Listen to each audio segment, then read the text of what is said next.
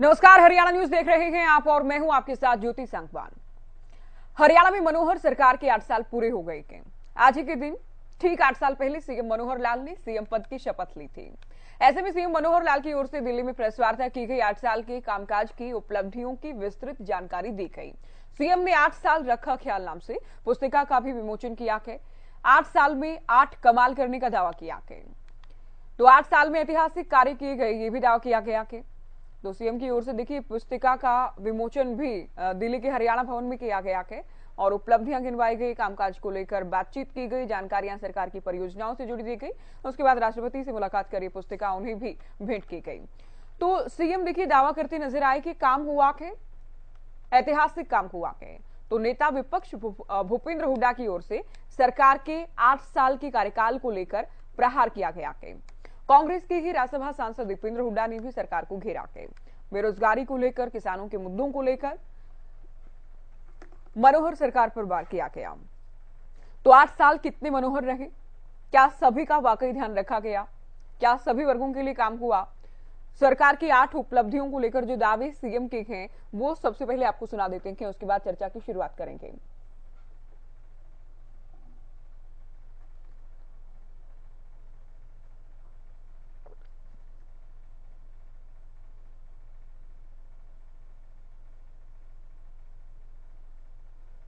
हमने इन 8 सालों में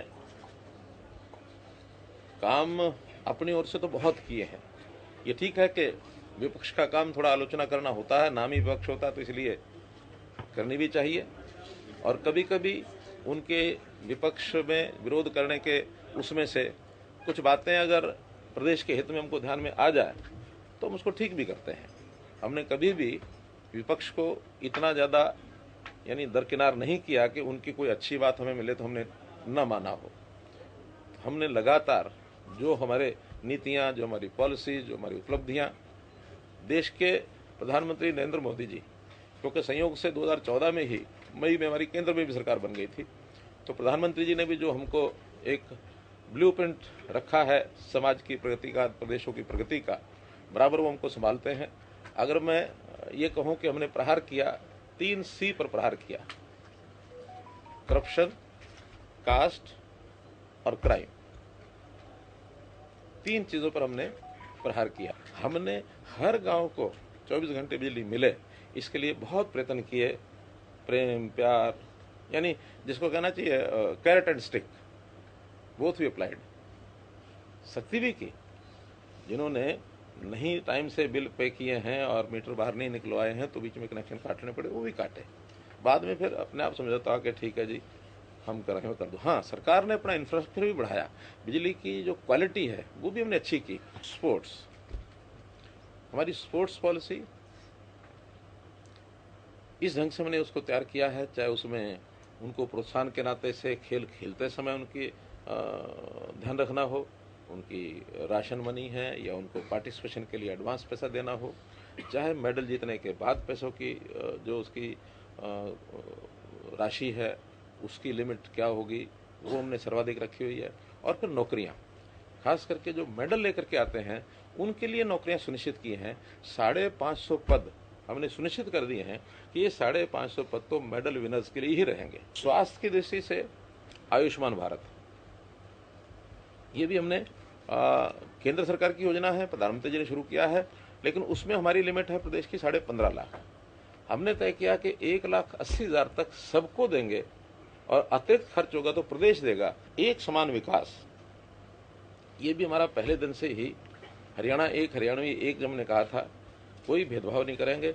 और हमने लगातार 90 के 90 विधानसभाओं में सभी 22 जिलों में इस काम को लगातार चालू रखा है और इसमें आगे भी कोई भेदभाव नहीं करेंगे। मेरिट को भी हमने प्राथमिकता से, हालांकि बहुत नाराजगियां इसमें झेली हैं, अपनों की भी झेली हैं, क्योंकि आज तक यही होता आया, मैं मेरा, मेरा परिवार, पर्ची खर्ची, ये सब चलती रही।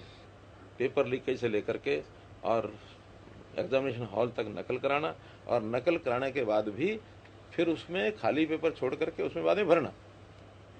ये तो हमारे अभी HSSC और HPSC लोगों को पता नहीं कहाँ से एक फार्मूला सूझा, उन्होंने एक 4 का तो आंसर होता है ABCD में, तो ठीक आंसर लिखो, 5वां एक और दायरा लिख दिया कि आपने 4 खाली छोड़े हैं तो 5 पे पर टिक करो कि मैंने इसको खाली छोड़ा, वरना नेगेटिव मार्किंग हो जाएगी।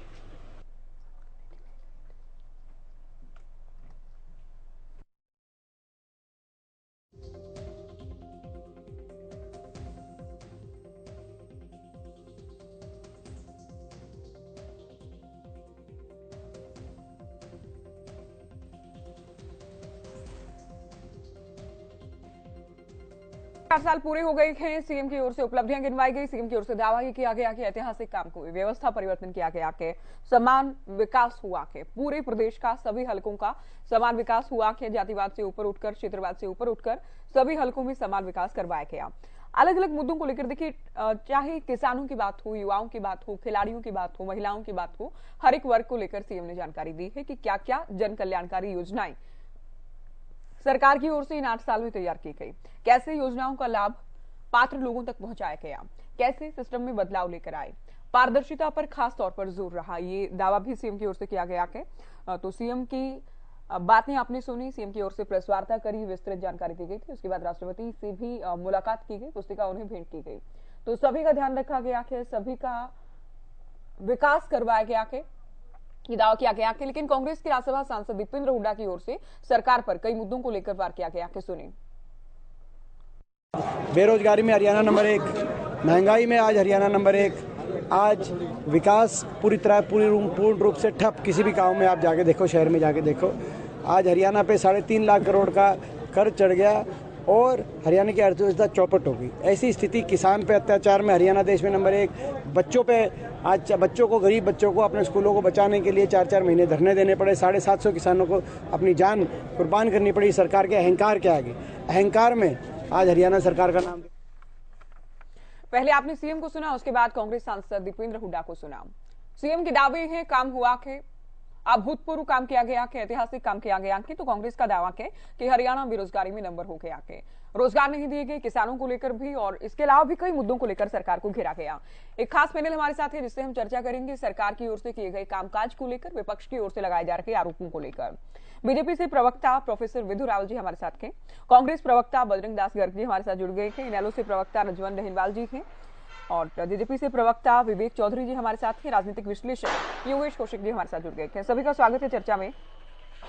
रावल जी, कल भी हमने चर्चा की और लगभग उन्हीं बातों को लेकर हमने चर्चा की जिनकी जानकारी आज सीएम की ओर से दी गई। सबका ख्याल रखा गया है, सबका ध्यान रखा गया है, समान विकास हुआ है, दावा सीएम का। बिल्कुल, हरियाणा ने एक नई नाजीर पेश की है, जिस प्रकार से हरियाणा एक, हरियाणवी एक के नारे के साथ सबका साथ, सबका विकास, सबका विश्वास और सबके प्रयास से जिस प्रकार एक देश और एक प्रदेश किस प्रकार से उन्नति, प्रगति, विकास कर सकता है, हरियाणा ने इसकी एक नई प्राचीर लिखी है। हम देखते हैं आज कि हमने एक प्रकांड तक डूबी हुई भ्रष्टाचार में व्यवस्था जो थी उसको वहां से निकाला। हमने भयभूख और भ्रष्टाचार को दूर किया। हमने क्षेत्रवाद, परिवारवाद और जातिवाद में डूबी हुई जो सरकारें थी, जो राजनीतिक दल थे, उनसे हरियाणा को छुटकारा दिलाया। हमने किस प्रकार से बिना पर्ची, बिना खर्ची के आज पात्रता के आधार पर गरीब को भी नौकरी मिले, सभी को नौकरी मिले, नेताओं के घर से भीड़ हटकर कोचिंग सेंटर में जाए। हमने ऑनलाइन ट्रांसफर पॉलिसी द्वारा देखा किस प्रकार से भेदभाव को खत्म किया गया। पारदर्शी शासन किस प्रकार से किया जा सकता है, किस प्रकार सरकारें जो है जनता के प्रति अकाउंटेबल हो सकती है, उसकी एक नई प्राचीर लिखी है हमने किस प्रकार सीएम विंडो जैसी ग्रीवेंस रिड्रेसल स्कीम्स निकाली, हमने किस प्रकार से योजनाएं बनाई और सरकार जनता तक पहुंचे उसका प्रयास किया। हम जानते हैं कि हमने पहले दिन से ये बात कही थी कि हम मैक्सिमम गवर्नेंस और मिनिमम गवर्नमेंट के फॉर्मूले पर चलने वाले हैं। हम किस प्रकार से लोगों के चेहरे पर एक नई मुस्कान लेकर आने का प्रयासरत रहे हैं, वो एक बड़ी विषय है। चाहे चीफ मिनिस्टर गुड गवर्नेंस की पॉलिसीज हो, चाहे हैप्पीनेस इंडेक्स जो कि हरियाणा का आज पूरे देश में सबसे अधिक है, बड़े स्टेट्स की बात करें तो, चाहे रोजगार और विकास की योजनाओं को लाभार्थी को पहुंचाने तक की बात हो, चाहे लास्ट माइल डिलीवरी की बात हो, अंत्योदय हमारा फोर्टे रहा है। पंक्ति में खड़े अंतिम व्यक्ति का उदय होगा तो पूरे समाज का, पूरे राष्ट्र का उदय होगा। हमारी योजनाएं पंक्ति में खड़े अंतिम व्यक्ति तक पहुंचाने की नहीं है, जैसे कांग्रेस कहती थी कि गरीब तक पहुंचने का प्रयास करेंगे। हमारी हर योजना पंक्ति में खड़े अंतिम व्यक्ति, पायदान में खड़े अंतिम व्यक्ति से शुरू होती है। जब अंतिम व्यक्ति का उदय होगा तो सारे समाज का उदय होगा। इस नीति के साथ जरूरतमंदों के चेहरे पर मुस्कान कैसे लेके आई जाए, किस प्रकार से जन सहायक बने सरकारें, समर्पण के भाव से हम काम करें, किस प्रकार से एक के बाद एक पॉलिसीज हमने जो बनाई, चाहे शिक्षा के क्षेत्र में हो, चाहे स्वास्थ्य के क्षेत्र में हो, चाहे ग्रामीण विकास की बात हो, चाहे कृषि की बात हो, चाहे इरिगेशन की बात हो, चाहे पुराने उलझे मसले जैसे एसवाईएल है उनकी बात हो, हमने हर जगह पर ऐतिहासिक कार्य किया और इसलिए निरंतर भारतीय जनता पार्टी को जनता का आशीर्वाद प्राप्त होता रहा। जनता ने भी कहा कि जो जनता के लिए काम करेगा उसको भारतीय जनता पार्टी को जिस प्रकार से आशीर्वाद मिल रहा है, एक नया रिवाज शुरू हुआ कि विकास के लिए सरकारें काम करें और जनता दोनों हाथ खोलकर उनको आशीर्वाद दे। ये भारतीय जनता पार्टी के साथ जैसे हुआ है, ये पूरे देश के लिए जो है एक नई प्रकार की राजनीति शुरू हुई है।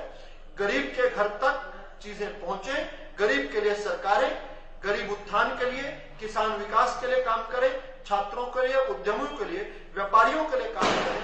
ऐसी सरकारों का एक नया नायाब जो हमने एक उदाहरण प्रस्तुत किया, यह सारे देश के लिए जो है उदाहरण बना है और एक के बाद एक प्रदेशों ने हमारी योजनाओं को डिक्टो कॉपी किया है। नाम जरूर बदले होंगे, कुछ तो कांग्रेस की सरकारों ने भी हमारी बहुत सारी पॉलिसीज को किया है। हमारा कृषि में किया हुआ कार्य अद्वितीय है। हमने किसान को सबसे अधिक 16 फसलों को एमएसपी पर खरीद के सारे देश को दिखाया कि सरकारें किसान के लिए क्या कर सकती हैं। ठीक है। किसान का मुआवजे की बात हो तो पूरे देश में सबसे अधिक कांग्रेस का कोई भी राज्य 10,000 प्रति एकड़ नहीं देता, हम 15,000 प्रति एकड़ मुआवजे का दे रहे हैं। कांग्रेस की सरकारें 2-2 रुपए का चेक बांटा करती थी। हम यहाँ पर आपके साथ जब बात कर रहे हैं तो 8912 करोड़ रुपया जो है पिछले 8 साल में किसानों को बांटने के बाद बात कर रहे हैं, जबकि हमसे पहले के 48 सालों में 2346 करोड़ सभी सरकारों ने मिलकर बांटा। हमने केवल 8 साल में 9,000 करोड़ के 8912 करोड़ दिया। ये हमारी जो है किसान के प्रति हमारा जो एक संकल्प है, हमारी जो प्रतिबद्धता है वो दर्शाता है। जो हुड्डा परिवार, बड़े यानी भूपेंद्र सिंह हुड्डा और दीपेंद्र सिंह हुड्डा को इस बात में सोचना चाहिए। भूपेंद्र सिंह हुड्डा तो अपनी कमेटी में कहा करते थे कि स्वामीनाथन आयोग की रिपोर्ट लागू नहीं कर सकते, A2+FL व्यवहारिक नहीं है। हमने आते ही, मोदी जी की सरकार ने आते ही इसको देश का कानून बनाया। पहला काम जो किया वो A2+FL के तहत MSP बनाई। ये अपने आप में किया हुआ काम है। जनता इसलिए आशीर्वाद दे रही है और इसलिए हम जनता को भी आज जो है सलाम करते हैं कि वो किए हुए काम के ऊपर आशीर्वाद देती है और छलियों के और भ्रष्टों के छलावे में नहीं आती। इसलिए कांग्रेस और इनेलो का सुपड़ा साफ किया हुआ है। चलिए आगे बढ़ते हुए, विस्तार से आपने पहले जवाब में बता दिया लगभग सब कुछ, जो कि सीएम की ओर से भी जिन बातों का जिक्र किया गया है। बजरंग दास जी, जैसे ही प्रेस वार्ता की शुरुआत हुई, सीएम ने पहला वाक्य ये कहा कि विपक्ष का काम है आलोचना करना, आलोचना ही करेगा। लेकिन कल भी चूंकि हम पैनल पर जब इस बात को लेकर चर्चा कर रहे थे, तब भी मैंने आपसे पूछा क्या 8 साल में कोई ऐसा काम नहीं जिसकी कांग्रेस तारीफ करे, जो अच्छा काम किया हो सरकार ने? ज्योति जी, जहाँ में छोटे भाई रावल जी ने बड़ा लंबा चौड़ा भाषण दिया, सरकार का अच्छा पक्ष रखा, मगर आज हरियाणा की स्थिति बद से बदतर है। आज हरियाणा पूरे देश के अंदर बेरोजगारी के नंबर पर अव्वल स्थान पे है, महंगाई में अव्वल स्थान पे है, लाइन ऑर्डर की स्थिति बद से बदतर हरियाणा के अंदर हो चुकी है। जहां तक देखोगे, ये कहते हैं हमने तो भाई किसानों के लिए कर दिया, व्यापारियों को लिए कर दिया। इनके राज के अंदर आप देखोगे ग्राम स्तर पर जो छोटे छोटे उद्योग थे, 80% से ज्यादा सारे उद्योग जिसके अंदर हैंडलूम का सामान बनता था, ब्रेकरिका बनता था, यानी कि साबुन तेल बनती थी, कूलर पंखे बनते थे, गरीब अपने दुनिया भर का सामान बनता था, लाखों लोगों को रोजगार मिलता था, ग्राम की माताओं को मिलता था, बहनों को मिलता था, युवाओं को मिलता था। सरकार की गलती जो तो सारे उद्योग बंद हो गए। ये कहते हमने रोजगार दिया।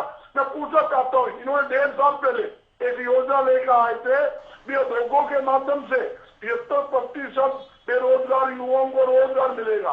एक भी व्यक्ति गिरा दे भी एक आदमी को उद्योग के माध्यम से रोजगार दिया हो तो।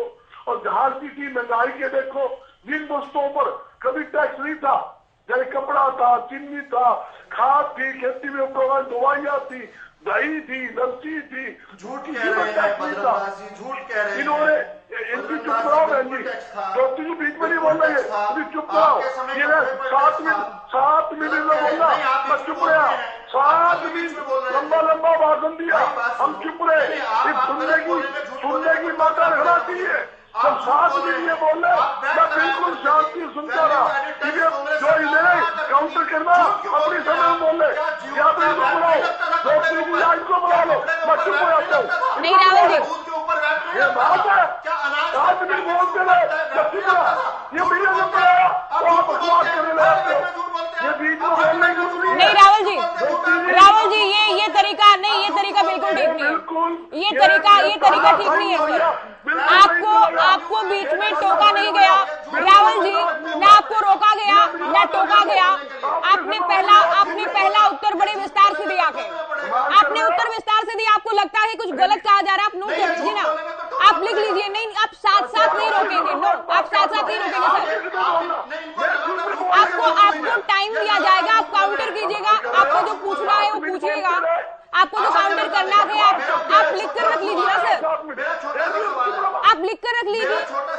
नहीं, अभी तो इनकी बात शुरू हुई है, आप लिख कर रखिए ना अपनी बात को, आप पूछ लीजिएगा। आपको किसी ने बीच में नहीं रोका। आपको ये अगर झूठ भी बोल रहे हैं, ये अगर झूठे आरोप भी लगा रहे हैं तो आप जवाब दीजिएगा। जब आपको समय दिया जाए उस वक्त आप जवाब दीजिएगा। बोलिए बजरंग जी। नहीं राहुल जी, ये तरीका बिल्कुल ठीक नहीं है। ये तरीका बिल्कुल ठीक नहीं है सर। किसने लगाया था? वैट किसने लगाया था? सिंपल सा सवाल है। नहीं लगाया था। नहीं राहुल जी, नहीं देखिए, क्या फैक्ट के ऊपर मैं आंकड़े के साथ झूठ बोल रही है। इन्होंने ज्योति जी 5 मिनट तो खराब कर दी बहस करने में। मेरी बात का मौके बोल लेना। इन्होंने भ्रष्टाचार की बात कही, पूरा मुख्यमंत्री 10 साल सजा काट के आया, एक मुख्यमंत्री जेल में जाने वाला है।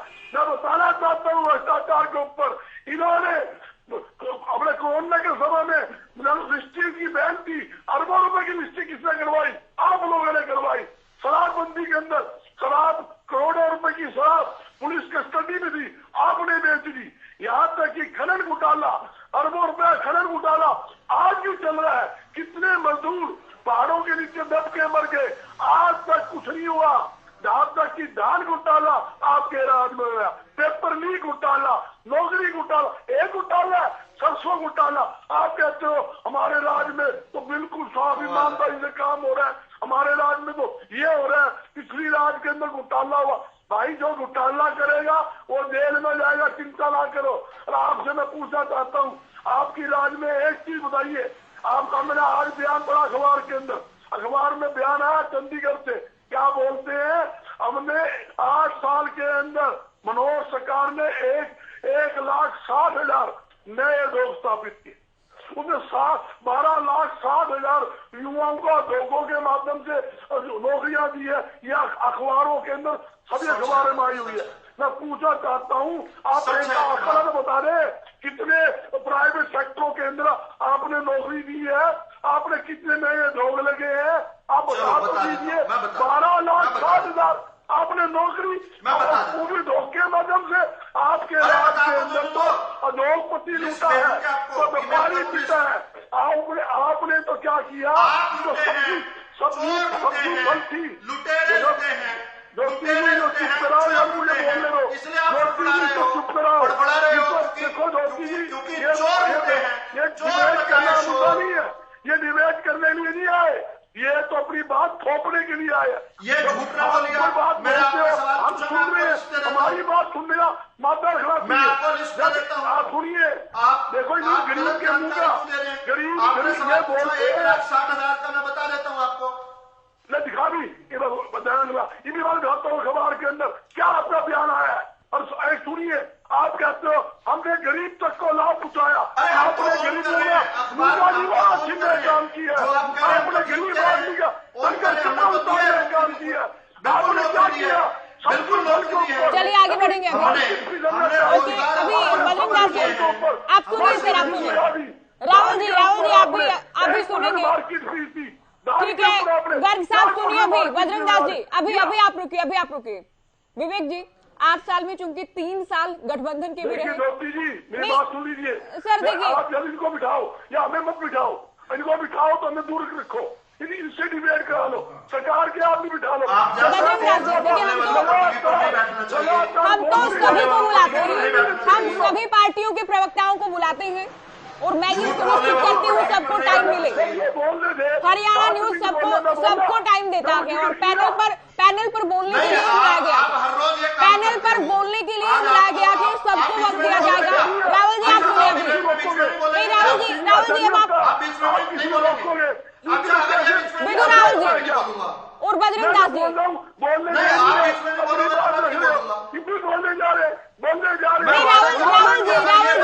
ये क्या तरीका है सर, ये क्या तरीका है। और बजरंग दास जी आपको टाइम दिया ना, ये आप दोनों ही बोलते रहेंगे, आप दोनों ही बोलते रहेंगे।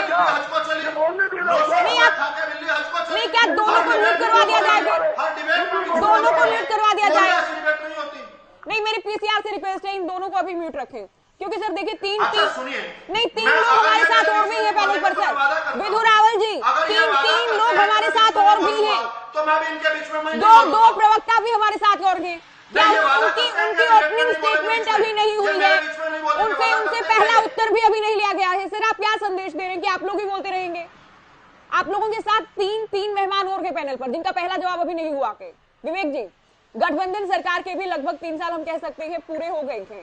कॉमन मिनिमम प्रोग्राम के तहत काम होगा, वादा किया गया था, क्या वाकई कॉमन मिनिमम प्रोग्राम के तहत काम हो पाया इन 3 सालों में? जी ज्योति जी, अगर मैं बात करूं तमाम मुद्दों की, अभी मैं दोनों ही प्रवक्ता साथियों को सुन रहा था और रावल जी ने भी बताने का काम किया। अगर मैं शुरुआत करूं किसान की बात, अभी बजरंग दास जी कर रहे थे, पहले 72 घंटे में और उसके बाद 48 घंटे में देश का पहला राज्य ऐसा हरियाणा बना जो डायरेक्ट किसान के खाते में पेमेंट पहुंचाने का काम किया। अगर युवाओं के रोजगार का इन्होंने जिक्र किया कि 75% रोजगार, बजरंग दास जी मैं आपको बताना चाहूंगा कि आपके पार्टी के नेता तो ये कहते थे ये तो हो ही नहीं सकता। जब इस कानून को लेके दुष्यंत चौटाला जी आए तो उसके बाद ये कहने लगे कि हम भी यही करने का काम करते। आज कहीं ना कहीं उसको कोर्ट में ले जाने का किन लोगों ने काम किया वो भी आपको भी पता है और सारे हरियाणा प्रदेश की जनता जानती है कि इन लोगों की क्या मानसिकता है और कौन नहीं चाहते कि हरियाणा प्रदेश के युवाओं को रोजगार मिले। अगर मैं 50% लेडीज रिजर्वेशन इन पंचायत की बात करूं, महिलाओं को सम्मान दिलाने का काम, जो भागीदारी दिलाने का काम पंचायतों में किया गया, वो भी किसी से छुपा हुआ नहीं। 33% रिजर्वेशन डिपूज के अंदर महिलाओं को दिलाने का काम किया गया, वो भी किसी से छुपा हुआ नहीं है। जहां बजरंग दास जी बात करते हैं बारी बारी क्या किया, जहां बैठे हैं बजरंग दास जी हिसार में, उत्तर भारत का सबसे बड़ा रनवे बनाने का काम, महाराजा अग्रसेन एयरपोर्ट बनाने का काम हिसार जिले में किया गया। अगर इसी तरह मैं 3 साल की बात करूं, बहुत सी डिजिटल लाइब्रेरीज, कम्युनिटी सेंटर्स बनाने का काम हर एक गांव में किया जा रहा है और किया गया। आज कहीं ना कहीं गर्ल्स के लिए फ्री बस पास की सुविधा उपलब्ध कराने का काम किया गया। गर्ल्स के लिए अगर मैं बात करूं, गर्ल्स कॉलेज हर जिले में बनाने की शुरुआत की गई और उस पर काम चल रहा है। आज हर फील्ड में हर किसी को भी अछूता नहीं छोड़ा गया, हर फील्ड में काम करने का काम गठबंधन सरकार ने किया। जो अच्छे काम करने वाले पटवारी थे उनको एनकरेज करने के लिए उनको मोटरसाइकिल दिए गए। अगर मैं पंचायती राज संस्थाओं की बात करूं, उनके अंदर जो 100 महिलाएं जिन्होंने सराहनीय कार्य किए उनको स्कूटीज दी गई। हरियाणा पहला ऐसे राज्य बना जहां 17,000 नंबरदारों को मोबाइल फोन देने का काम किया गया। अगर मैं बात करूं तमाम ग्रामीण जो हमारा एरिया है, ग्रामीण एरिया को डेवलप किया गया और पूरे हरियाणा प्रदेश में 14,000 तालाबों का नवीनीकरण किया गया। ज्योति जी, लिस्ट बहुत लंबी है कामों की और लिस्ट काम धरातल पर किए गए हैं। वो बजरंग दास जी अपने ऑफिस में बैठ के नहीं देख सकते कि क्या क्या काम किए गए। बजरंग दास जी, अगर आपने आलोचना करनी है किसी मुद्दे के ऊपर कीजिए, बिना मुद्दे के ना बात कीजिए। MSME नेशनल अवार्ड के अंदर हरियाणा ने 3रा नंबर पाने का काम किया। और बजरंग दास जी अभी सुने आप, नहीं आप बीच में नहीं बोलेंगे सर, आप सुने अभी, आप बीच में नहीं बोलेंगे। बजरंग दास जी आप नहीं बोलेंगे, रोजगार दिया, बीच में चिल्ला रहे हैं, रोजगार दिया आपने, आप दूसरों के बीच में क्यों बोल रहे हैं? आप बीच में क्यों बोल रहे हैं? मैं बताने का दूसरों काम के कर बीच रहा में हूँ। क्यों बोल रहे हैं? बहुत बढ़िया बात की रोजगार की। ज्योति जी, मैं बताना चाहूंगा, गठबंधन सरकार ने हर साल 200 रोजगार मिले लगाने का काम किया। गठबंधन सरकार ने हर साल 200 रोजगार मेले लगाने का काम किया और युवाओं को प्राइवेट सेक्टर में नौकरियां दिलवाने का काम किया। पुरानी सरकारों द्वारा चलाई गई थी, उनको बंद करने के लिए बजरंग दास जी आपको आपत्ति है, आपको आपत्ति है अगर आपके बीच में कोई भी बोलता है, आपको आपत्ति है आपके टाइम पर कोई भी बोलता है, फिर आप खुद भी बोलते हैं, बजरंग दास जी आपके बीच में कोई भी बोलता है तो आपको आपत्ति है, लेकिन आपको आपके बीच में बोलना है। किया, उसका जवाब दे रहा हूँ। विवेक जी चलिए आपको बजरंग दास जी सुनने का काम कीजिए। आपने सवाल किया, सवाल का मैं जवाब दे रहा हूँ। आपने रोजगार की बात की तो हरियाणा कौशल रोजगार निगम बनाने का काम किया और जो ठेकेदारी प्रथा आपकी सरकारों ने चलाने का काम किया था उस पर लगाम लगाने का काम अभी आगे बढ़ते हुए इनेलो प्रवक्ता रजवंत जी, इनसे सवाल मेरा रहेगा। रजवंत जी देखिए, भ्रष्टाचार का एक बड़ा विवेक जी, मैं अभी आती हूँ, पहले जवाब सबसे ले लूं मैं, पहले उत्तर के बाद में आती हूँ। इनका बजरंग दास जी का जवाब देना था मैंने, इनका जवाब तो देने दीजिए। चलिए सर आप जवाब दीजिएगा, आपसे मैं सवाल भी करूंगी। अभी आप सुनिए बजरंग दास जी, आप भी सुनिए सर। आप सोच कर आए हैं क्या बजरंग दास जी? आप ऐसे ही बीच में टोकते रहेंगे? आप सोच कर आए हैं, आप नहीं सुनेंगे किसी की भी? इनका काम है डिबेट को खराब नहीं कीजिए। अगर दर्शक सुन नहीं पाएंगे तो क्या फायदा है फिर चर्चा करने का? आप दर्शक नहीं सुन पाएंगे तो क्या फायदा है चर्चा का? रजवंत जी, भ्रष्टाचार को एक बड़े मुद्दे के तौर पर पेश किया गया। सीएम कहते हैं कि 3C पर हमने प्रहार किया है, करप्शन पर, कास्ट पर प्रहार किया गया है, क्राइम पर प्रहार किया गया है हरियाणा में इन 8 साल में।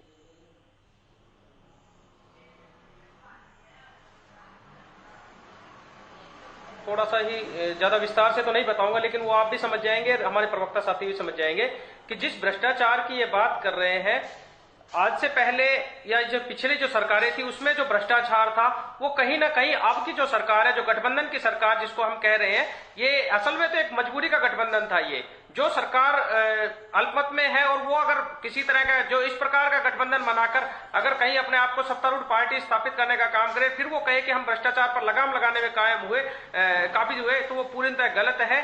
रोज आप अखबारों में देखिए कितने बड़े बड़े घोटाले सामने आ रहे हैं, कितने बड़े बड़े भ्रष्टाचारी पकड़े जा रहे हैं, रिश्वत लेते हुए जो लोग पकड़े जा रहे हैं। जहां पर पहले मैं आपको एक छोटा सा उदाहरण देता हूं, पहले की जो सरकारें थी, जो इससे पहले की सरकार थी, जहां पर 100 से 200 रुपए में कोई काम हो जाता था, वही भारतीय जनता पार्टी की जो गठबंधन सरकार है, इसमें वही काम 2000 से 5000 में भी नहीं हो रहा। और अब ये लोग कहते हैं कि हमने भ्रष्टाचार पर लगाम लगाने की कोशिश की है। रेणु साहब ने भी कल कहा था, नहीं रुकिए, अब मैं समझी नहीं, क्या ये रिश्वत की बात आप कर रहे हैं कि 100 से 200 में हो जाता है? कल रेणु साहब ने भी, कल आपकी पार्टी के दूसरे, आप सुनिए रावल जी, कल आपकी पार्टी के ये क्या है, इसका मतलब क्या है जी? मैं आपको यह बता देता हूं कि इस सरकार में सिर्फ और सिर्फ डराकर पैसे बढ़ाए गए हैं। भ्रष्टाचार पर लगाम लगाने की कोशिश की थी, वो एक नाकाम कोशिश है। उसमें काम सिर्फ क्या हुआ कि आम पब्लिक जो पहले जो किसी न किसी प्रकार से अपना काम भाईचारे में करवा लेती थी, लेकिन अब वो भाईचारा भी खत्म हो गया। अब तो जो अधिकारी, जो कर्मचारी वहां पर बैठे हैं, वो ये कह देते थे कि हम आपका ये काम इतनी जल्दी नहीं कर सकते, इसके लिए तो बहुत सारे पैसे लगेंगे। और पैसे लगने की वजह में पैसे उस काम जल्दी करने की वजह में काम के लिए पैसे मांगते थे, और वो पैसे कहीं ना कहीं वो 2 गुना, 4 गुना, 10 गुना हो गए। और ये हरियाणा की जनता को भुगतना पड़ रहा है। ये आपके कैमरे की रिकॉर्डिंग में, आपके कैमरे की रिकॉर्डिंग में ऑन एयर बता रहा हूं, आप किसी भी तहसील में जाकर देख लीजिए, किसी भी पटवारी के पास जाकर देख लिए, ये काम तो पैसों में ही हो रहा है। अगर आप एनओसी, एनडीसी के बारे में कितने दिन तक ये मामला चला है, पूरे हरियाणा को पता है कि आज क्या माहौल चल रहा है। आप डीटीपी के ऑफिस में जा रहे हैं तो वहां पर बगैर पैसे काम नहीं हो रहा। अगर आप बिजली बोर्ड के किसी काम के लिए जा रहे हैं तो वहां पर पैसे के बगैर काम नहीं हो रहा। आप कैसी बातें कर रहे हैं? दूसरी चीज मैं बताऊंगा, इस सरकार में 8 साल में जितने घोटाले हुए, इससे पहले इतने घोटाले कहीं नहीं हुए। चाहे जेजेपी के नेता जो अपने आप में उप मुख्यमंत्री बने, उन्होंने दवा घोटाला का आरोप लगाया, सरकार के ऊपर लगाया, नौकरी का घोटाला, भर्ती घोटाला, यहाँ पर चावल घोटाला जो हुआ, शराब घोटाला, रजिस्ट्री घोटाला, ये सारे इन्हीं से संबंधित है। अगर ये घोटाले हुए हैं तो ये किसकी सरकार में हुए? ये इनके 8 साल की उपलब्धि है। 75% रोजगार की जो ये लोग बात करते हैं, मैं आपको बताता हूं 75% धरातल पर अभी लागू नहीं हुआ है, लेकिन ये बार बार अपने आप पीठ थपथपाने के काम करते हैं कि हमने 75% रोजगार देने का काम किया। जिस दिन वो लागू होगा मैं उनको उस दिन मानूंगा कि हाँ आज आपका ये काम हो गया, लेकिन ये बार बार 75% की बात लेके आते हैं तो गलत है। अभी तक तो पूरी गलत है। एक बात, ये 5100 रुपए की पेंशन की बात करते थे, क्या वो 5100 रुपए की पेंशन आज हुई? नहीं हुई। क्यों नहीं हुई? क्योंकि इनकी सरकार में दम नहीं था। इस सरकार ने जिंदे लोगों को मुर्दा दिखाने का काम किया है और मुर्दे लोगों को जिंदा दिखाने का काम किया है। ये 8 साल की इनकी उपलब्धियां हैं। शिक्षा की अगर हम बात करें तो ये वही सरकार है जहां पर अध्यापक नहीं है स्कूलों में, और बच्चों के लिए अगर ये कहते हैं स्कूलों को मर्ज करके और अध्यापकों से पोस्ट को खत्म कर दिया गया है, ये लोग ये अपनी उपलब्धियां बताते हैं इनको। चलिए आगे बढ़ते हुए ये चीज तो इन लोगों को पता होना चाहिए ना कि आज क्या हालात है। अभी एक बार योगेश जी देखिए, योगेश जी नहीं देखिए, अभी आप सवाल पूछेंगे आप अभी रुकिए, आप अभी रुकिए, आपको मैं टाइम पूरी हो जाने दीजिए। ये लोग कहते हैं कि बिजली को हमने 24 घंटे देने का काम किया है। ज्योति जी एक मिनट, ये लोग कहते हैं कि हमने 84% गांव में बिजली 24 घंटे देने का काम किया है। मैं आपको पूरी गारंटी के साथ कह सकता हूं, शहरों में शहर जो 22 जिले हैं 24 घंटे तो उनमें भी बिजली नहीं आती है। गांव की कहां पे गारंटी ले रहे हैं?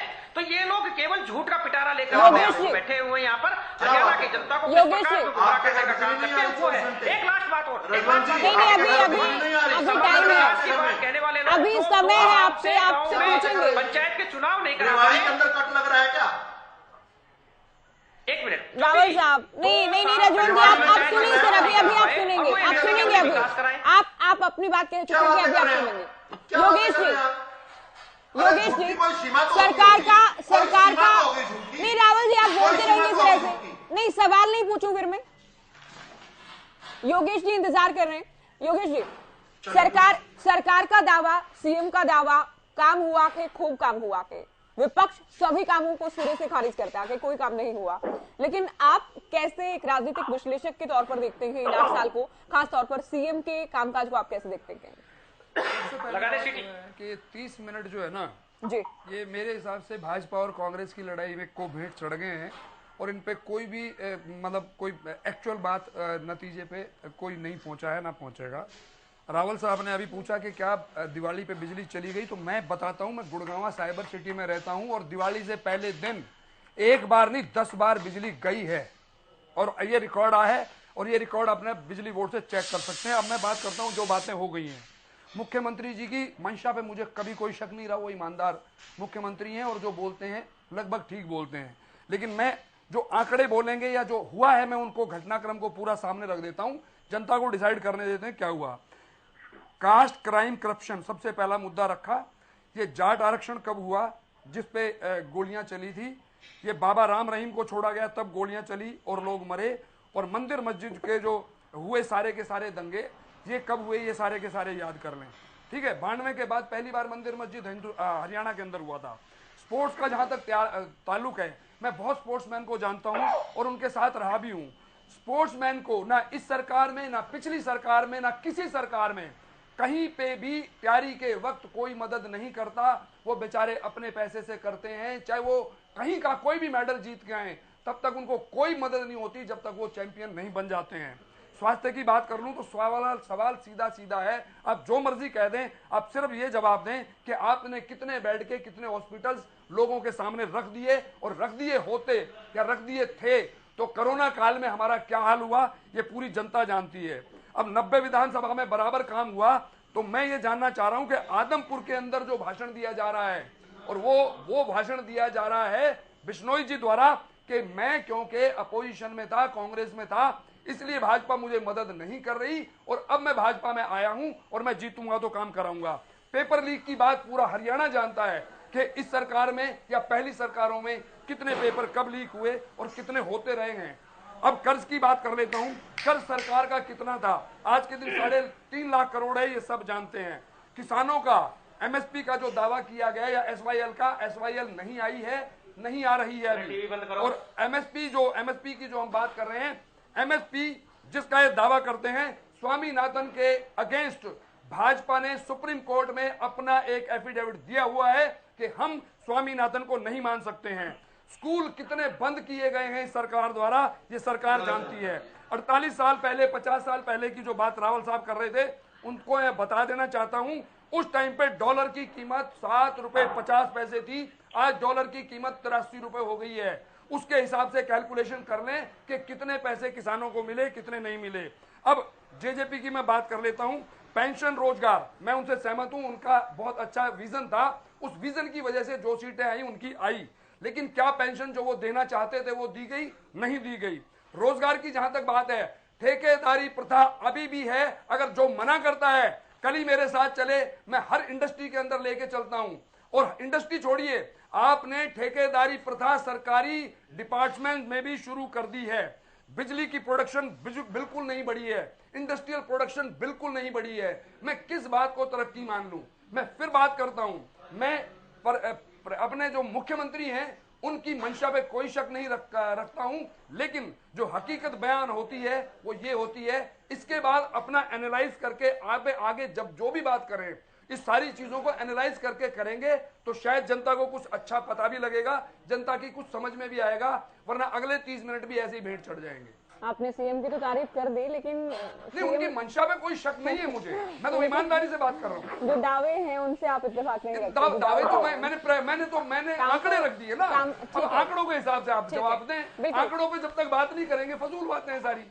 जी विदु रावल जी, आपने अभी सभी प्रवक्ताओं को सुना और साथ ही राजनीतिक विश्लेषक भी हमारे साथ हैं।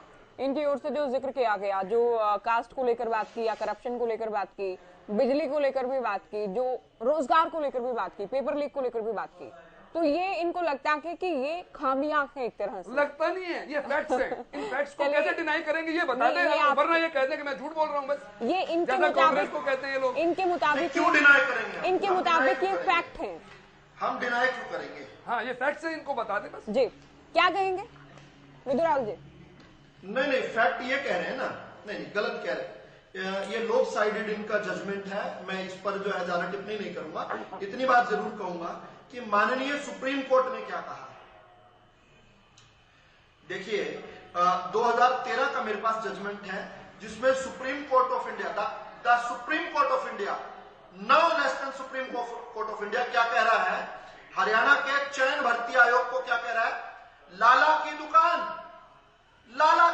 कह रहा है, वन मैन आर्मी कह रहा है, वन मैन शो कह रहा है। और वन मैन किसको कह रहा है? प्रदेश के मुख्यमंत्री के ऊपर सीधा जो है वो इनडायरेक्टली इंगित कर रहा है कि जो भूपेंद्र सिंह हुड्डा जिसको चाहता था खाता ना वही, जो भूपेंद्र सिंह हुड्डा भेजे वही सही। वो हार गए लगा करती सर, वो हार गए। मैं आज की बात कर रहा हूँ। कोर्ट ऑफ इंडिया कह रहा है वी शुड डिस्कस 8 years। वो तो हार गए। बीच में मत बोलिए ना प्लीज। वो तो हार गए, उनका जिक्र क्यों कर रहे हैं आप? एक मिनट, बीच में मत बोलिए ना। मैं 8 साल का जिक्र कर रहा हूँ, आप 8 से पहले कर रहे हैं। सर, मैं बीच में बोल सकता था आपकी। अरे मैं 8 साल का जिक्र करता हूँ, अब मैं 8 साल का जिक्र करता हूँ। और ध्यान से सुनिएगा, प्लीज, रिक्वेस्ट है मेरी जी।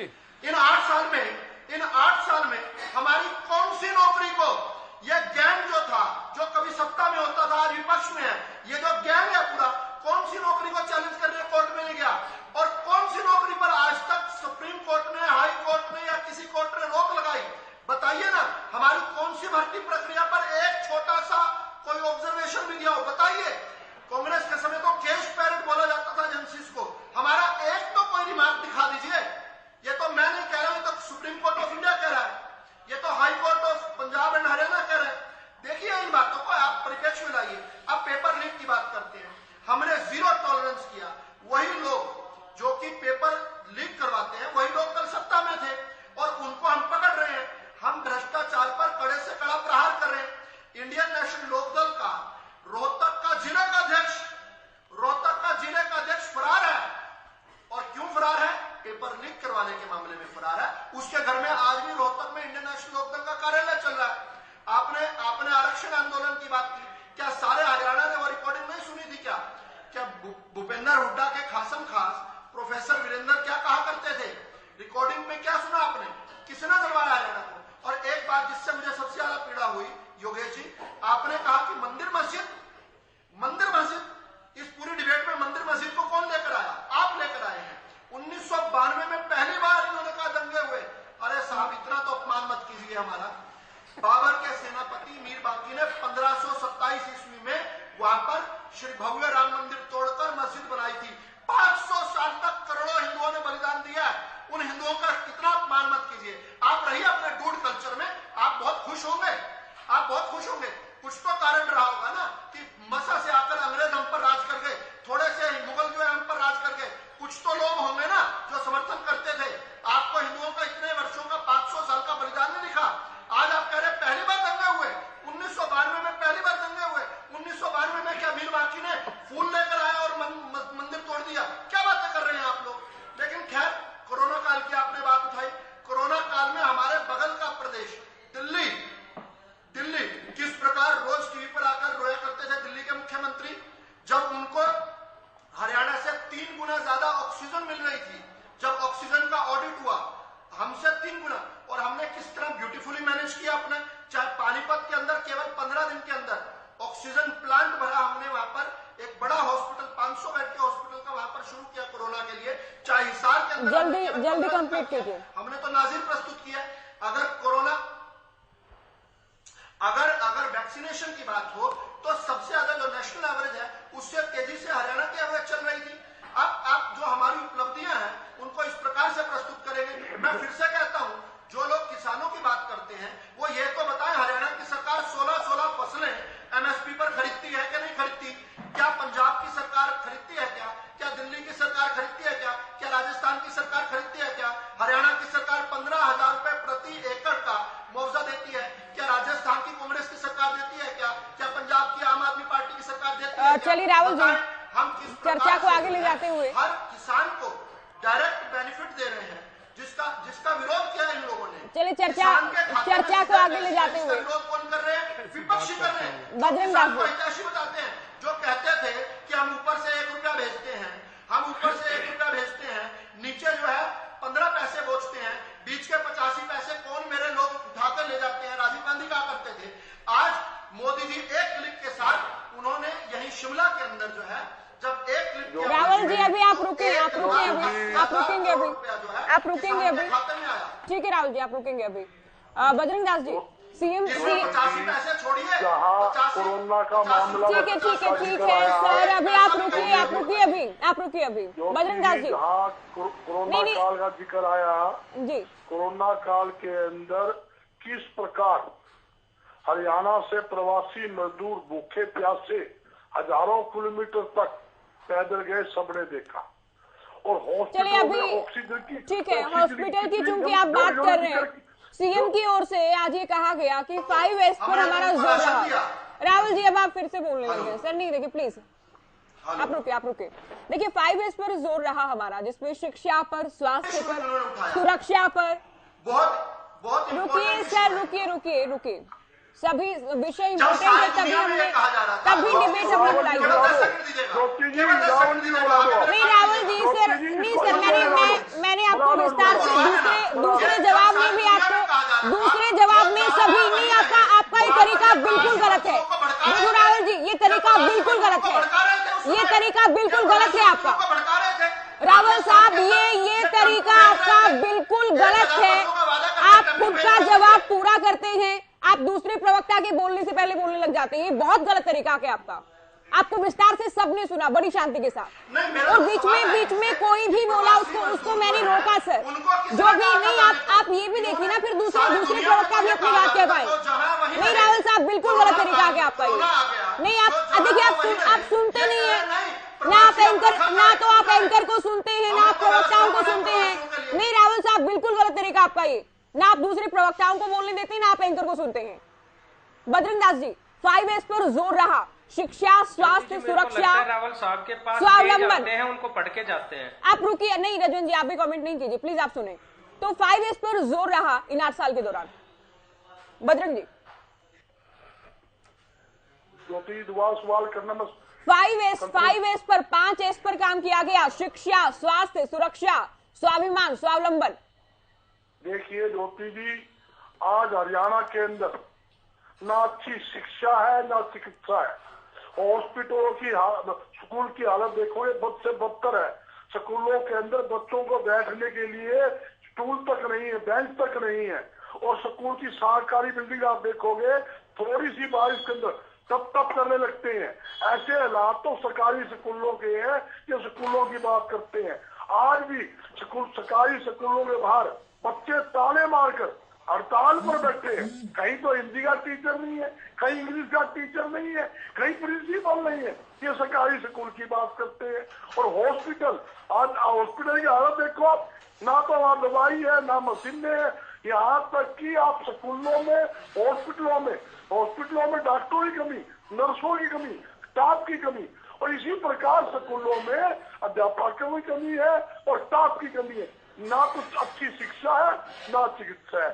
और यहाँ तक कि लाइन ऑर्डर की बात देखिए, कानून व्यवस्था की स्थिति पूरे हरियाणा में बद से बदतर है। कोई ऐसा दिन खाली बता दो जाता हो जिस दिन प्रदेश के व्यापारी आम जनता के साथ लूटपाट ना होती हो, हत्याएं ना होती हो, दोस्ती की वारदात ना होती हो। इस राज्य के अंदर हमारी बहन बेटियां भी सुरक्षित नहीं है। कानून व्यवस्था की स्थिति तो सबसे ज्यादा खराब है। आपने सरकारी आंकड़े देख लिए, उन्होंने साफ कहा भी हरियाणा के अंदर कानून व्यवस्था की स्थिति सबसे ज्यादा खराब अगर तीसरे नंबर पर देश में है तो हरियाणा प्रदेश का राज्य आता है लाइन ऑर्डर की स्थिति के अंदर। जहाँ विकास की बात देख लो, विकास तो आपके सामने ही है। जैसे हमारे जो आपने बताया, अपने जो कौशिक जी ने जिक्र किया, आदमपुर के अंदर खुद जब चर्चा होती है वहाँ के कैंडिडेट और खुद कहते हैं भाई आदमपुर हम विकास नहीं कर पाए क्योंकि हम विपक्ष के अंदर थे, हमारा काम नहीं हुआ। इस सभा के अंदर हम आपको भागीदारी देने के लिए आए हैं और 2 साल बचे हैं। 2 साल के अंदर 10 साल की कसर काट देंगे और आपका विकास करेंगे। आज मैंने मंत्री रणजीत सिंह चौटाला का आदमपुर में भाषण सुना, उसने भी एक बात कहा, भाई पीछे काम नहीं हुए, मैं आपके काम करूंगा, मैं मंत्री हूँ। आज महीने 5 तारीख को PWD रेस्ट हाउस में मैं आऊंगा, जो भी आपके बाकी काम पड़े सारे काम कर दूंगा, मगर वोट दीजिए, सरकार में हिस्सेदारी कीजिए। एक तो कुलदीप विधायक, नजरका विधायक, मैं मंत्री और मुख्यमंत्री सारे मिलकर आदमपुर विकास करेंगे। कहाँ समान विकास की बात आती है? मुख्यमंत्री जी कहते हैं 90 के 90 हल्के के अंदर समान विकास कार्य किया। चलिए ठीक है बजरंग दास जी, लेकिन ठीक है, मुख्यमंत्री ने एक नई पहल तो की है कि हर एक विधायक को, भले ही विपक्ष का विधायक हो, एक कार्यकाल में 5 करोड़ रुपए दिए गए थे। ये पहले नहीं था, बिल्कुल ये पहले नहीं था, कोई तो नहीं, बिल्कुल नहीं। जहां विपक्ष के विधायक हैं वहां भी सीएम गए हैं, वहां भी सीएम ने दावा तो है कि रैलियां की हैं, सभी 90 हलकों में गए हैं, पिछले कार्यकाल में भी गए थे। तो ये बातें हैं और ये फैक्चुअल है अपने आप में कि सभी को जो भी एस्टिमेट बनाकर विधायक देंगे उसके हिसाब से 5 करोड़ रुपए विकास कार्यों के लिए दिए गए हैं। ये अच्छी पहल है, अच्छे फैसले की तारीफ होनी चाहिए कम से कम। देखिए मैं इस पहल का स्वागत करता हूँ, बिल्कुल, इसमें कोई दो है, मगर मैं एक बात होती कहना चाहता हूँ, मगर सरकार ने 5 करोड़ रुपए देने की पहल की, वो पैसे क्यों नहीं लगे, वो किसकी गलती है? ये तो बात सोचने की है ना। अभी विवेक जी, मेरा ये सवाल डिप्टी सीएम दुष्यंत चौटाला से भी रहता कि उनसे भी मैंने पूछा, दिग्विजय चौटाला से भी मैंने पूछा, आपके दूसरे प्रवक्ताओं से, चूंकि ये सवाल ऐसा है जिसका उत्तर हर कोई जानना चाहता है। 3 साल में जो भी कथित घोटाले सामने आए वो विपक्ष ये कहता है कि डिप्टी सीएम के विभागों से ही है। तो ऐसा क्यों विवेक जी? क्योंकि एक तरफ तो देखिए सीएम को तो ईमानदार नेता के तौर पर बताया और पेश किया जाता है, लेकिन जो ये कथित घोटाले सामने आए, ये क्या इत्तेफाक है कि केवल डिप्टी सीएम के विभागों से? ज्योति जी, अभी मैं सभी प्रवक्ताओं को सुन रहा था, जो आपने सवाल किया वो भी उसी से रिलेटेड। आज ये कहा जाता है कि घोटाले और डिप्टी सीएम के डिपार्टमेंट, डिप्टी सीएम साहब ने घोटालों के ऊपर अंकुश लगाने का काम किया। अभी मेरे प्रवक्ता साथी बजरंग दास जी ने कहा कि घोटाले हुए, फलाना घोटाला, धमकाना घोटाला। मैं आपको बताना चाहूंगा ज्योति जी, धान घोटाला जो बहुत बड़ा घोटाला था हरियाणा प्रदेश के अंदर, और पिछली सरकारों से चला आ रहा था, जिसके ऊपर अंकुश लगाने का काम माननीय मुख्यमंत्री जी ने किया सत्ता में आते ही। नहीं फिजिकल डॉक्टर साहब सुन लीजिए, नहीं गर्ग जी आप सुन लीजिए, आपने सुना था ना।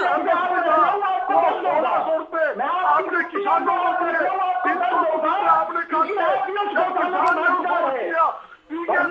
नहीं बजरंग दास जी, आप ये प्रश्न कितनी बार पूछते हैं, घोटालों नहीं, आप ऐसे साथ साथ नहीं बोलेंगे। नहीं मैं अलाउ नहीं करूंगी सर, मैं साथ साथ बोलना अलाउ नहीं करूंगी पैनल पर। नहीं मैं साथ साथ नहीं बोलने दूंगी। मेरे नाम से कौन कर रहे हैं बजरंग जी ने कहा, मैं कहता हूँ टाइम कम है हमारे पास, आप बीच में नहीं बोलेंगे। नहीं जो भी एक दूसरे के बीच में बोलेगा उसे म्यूट किया जाएगा। नहीं आप समय बर्बाद कर रहे हैं ना गर्ग जी। नहीं बजरंग दास जी, ऐसे चिल्लाकर केवल टाइम बर्बाद कर रहे हैं आप, और टाइम बहुत कम है क्योंकि आखिरी कमेंट के। विवेक जी आप जल्दी बात कंप्लीट कीजिए। ज्योति जी अभी तो एक ही डिपार्टमेंट का जिक्र किया मैंने, तभी तकलीफ हो गई। आज कहीं ना कहीं जो घोटाले पिछली सरकारों के चले आ रहे हैं, आप उस घोटाले से जुड़े हुए हैं बजरंग दास जी,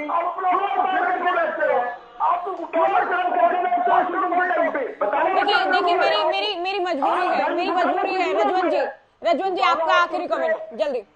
नहीं ज्योति जी मैं सवाल का जवाब पूरा दूंगा। विवेक जी मुझे पीसीआर से वाइंड अप के लिए सर मेरी मजबूरी समझिए। मुझे तो समय नहीं मिला, आपने जो सवाल पूछा उसका जवाब मैं दे रहा हूँ। थोड़ा जल्दी मेरे पास टाइम नहीं है, आप जल्दी बात करिए। सीएम सिटी में जो भ्रष्टाचार हुआ वो किसी से छुपा हुआ नहीं था। इसके साथ ही 8 साल का मैं आपको एक बड़ा अच्छा उदाहरण देना चाहूंगा। 8 साल में चाहे महिलाओं को ले लो, चाहे युवाओं को ले लो, चाहे कर्मचारियों को ले लो, आपका आखिरी कमेंट। विवेक जी माफी के साथ मैं आपको रोकूंगी सर, मेरे पास नहीं टाइम नहीं है मेरे पास नहीं, अभी समय नहीं है चर्चा के लिए। योगेश जी आप बहुत जल्दी। रजवन जी सर रुकिए, आप हरियाणा सरकार के मंत्री ओम प्रकाश ने रजवन जी आप भी रुकेंगे सर, बातें तो बहुत सारी है क्योंकि 8 साल को लेकर हम चर्चा करें, इसलिए बातें बहुत सारी की शाबाशी देता हूं कि ये अपनी नाकामियों का भी जश्न मनाते हैं और कामयाबी के रूप में पेश कर देते हैं, इसके लिए इनको सैल्यूट है मेरा। चलिए बहुत शुक्रिया सभी का चर्चा भी वक्त देने के लिए, हरियाणा न्यूज की चर्चा में जुड़ने के लिए। तो 8 साल का कार्यकाल कैसा रहा, क्या क्या उपलब्धियां रही, क्या वाकई सभी का ध्यान रखा गया, क्या सही में समान काम किया गया कि चूंकि दावा तो गई सभी हलकों में समान काम किया गया कि समान तौर पर विकास करवाया गया कि इन तमाम सवालों के जवाब लेने का हमने प्रयास किया। फिलहाल दीजिए इजाजत, नमस्कार।